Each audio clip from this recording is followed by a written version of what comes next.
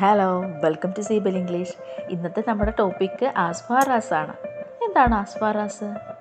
നോക്കൂ, കഴിയുന്നിടത്തോളം എന്നാണ് ഇതിൻ്റെ അർത്ഥം. എനിക്കറിയാവുന്നിടത്തോളം, എൻ്റെ ഓർമ്മയുള്ളിടത്തോളം, അല്ലെങ്കിൽ ഞാൻ മനസ്സിലാക്കിയിടത്തോളം, ഇങ്ങനെ ഇടത്തോളം എന്ന് ചേർത്ത് പറയുന്നതിന് ഇംഗ്ലീഷിലെ ഒരു അടിപൊളി പ്രയോഗമാണ് ആസ്ഫാറാസ്. ഇത് വെച്ച് വരുന്ന കുറച്ച് സെൻറ്റൻസുകളെ പരിചയപ്പെടാം.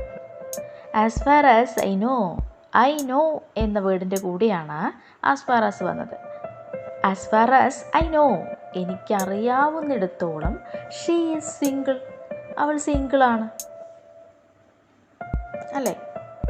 എനിക്കറിയാവുന്നിടത്തോളം അവൾ സിംഗിളാണ്. ഇനി മനസ്സിലാക്കിയിടത്തോളം എന്ന് പറയാറുണ്ട് നമ്മൾ അല്ലേ? ഞാൻ മനസ്സിലാക്കിയിടത്തോളം എങ്ങനെ പറയാം? As far as I understand. As far as I understand എന്നാണ് പറഞ്ഞത്. ഞാൻ മനസ്സിലാക്കിയിടത്തോളം, ഹി ചേഞ്ച്ഡ് ഹിസ് ഐഡിയ. അവനവൻ്റെ ആശയങ്ങളൊക്കെ മാറ്റിയിട്ടുണ്ട്. ഞാൻ മനസ്സിലാക്കിയെടുത്തോളം അല്ലേ? എന്നാൽ ആസ് ഫാർ ആസിൻ്റെ കൂടെ റിമെമ്പർ എന്നാണെങ്കിലോ?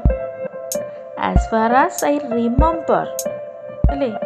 എനിക്ക് ഓർമ്മയുള്ളിടത്തോളം, ഞാൻ ഓർക്കുന്നിടത്തോളം, they had a textile shop. അവർക്കൊരു ടെക്സ്റ്റൈൽ ഷോപ്പ് ഉണ്ടായിരുന്നു. എൻ്റെ ഓർമ്മ ശരിയാണെങ്കിലേ, എനിക്ക് ഓർമ്മയുള്ളിടത്തോളം. ആസ് ഫാർ ആസിൻ്റെ കൂടെ ഏതാണോ ചേർക്കുന്നത് അതുമായി ബന്ധപ്പെട്ട് ഇടത്തോളം എന്ന് ചേർന്നാണ് ഈ ഒരു പദം വരുന്നത്. ആസ് ഫാർ ആസ് പോസിബിൾ വന്നാലോ? ആസ് ഫാർ ആസ് പോസിബിൾ എന്തായിരിക്കും? സാധ്യമാവുന്നിടത്തോളം. ഹി വിൽ ഹെൽപ്പ് യു, സാധ്യമാവുന്നിടത്തോളം അല്ലേ? As far as possible, he will help you, അവൻ നിന്നെ സഹായിക്കും.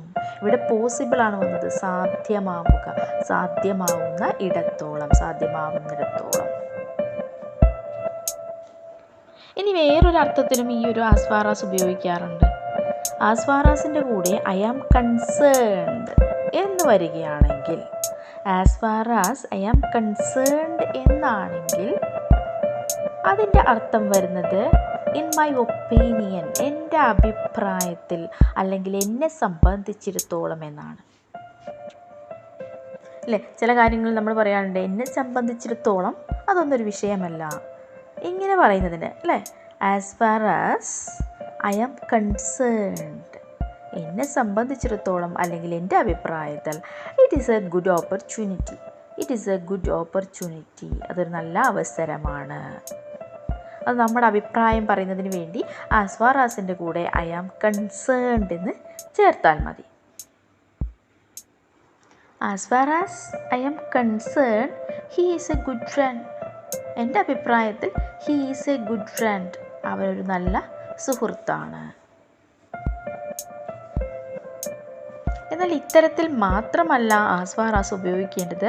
ദൂരം പറയുന്നതിനും, ഒരു സ്ഥലം വരെ, ഒരു പോയിന്റ് വരെ എന്ന് പറയുന്നതിനും ഈ ഒരു ആസ് ഫാർ ആസ് ഉപയോഗിക്കുന്നുണ്ട്. നമുക്ക് എക്സാമ്പിൾ നോക്കാം.